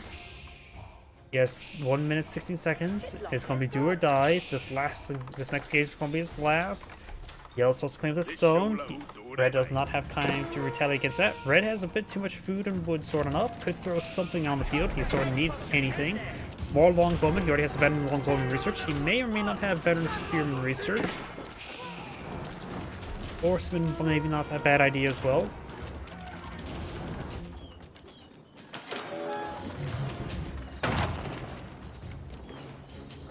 He has a trebuchet, so maybe he can go for some batter ramps. Trying to decapture the Sacred Site now as well. Stalls up the countdown. Another keep being built. Got these units up here now engaging the Yellow villagers. Yellow does have more villagers at the moment, thanks to all the village fortresses. Network of castles now activated there. He's on hold ground stance, which is not good. He's going to be ripped apart one at a time. Yellow has a crossbow in here. Yellow's on the Sacred Site. Good hits on the crossbowmen. His man-at-arms now being left out to dry. More of the Yellow man-at-arms pushing forward. The reverting process. And Yellow has bowed. And that's probably going to be game.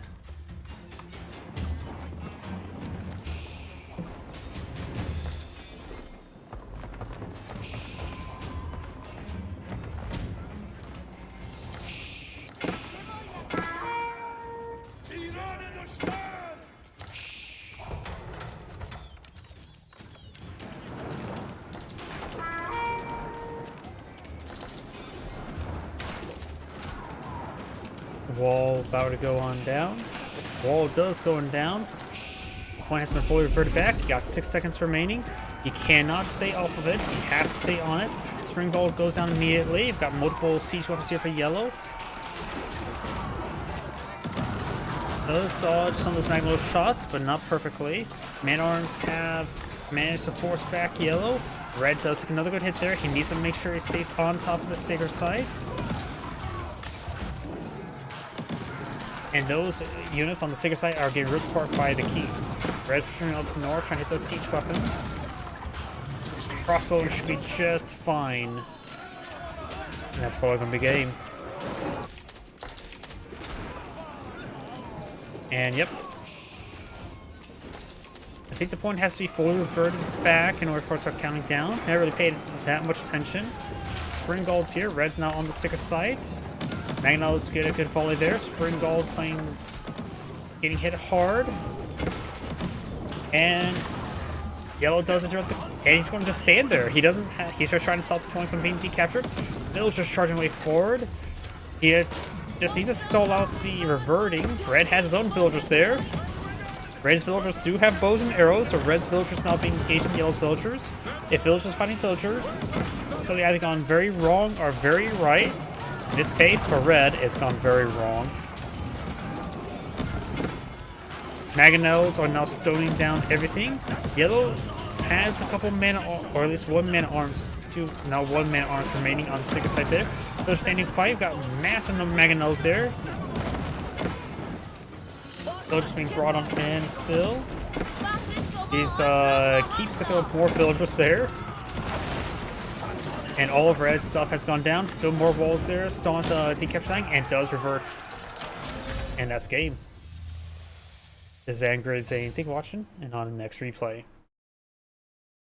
I'm going to call the stream a little bit early tonight. My voice is still a little bit not good. So everyone, thank you for watching. Have a good evening, and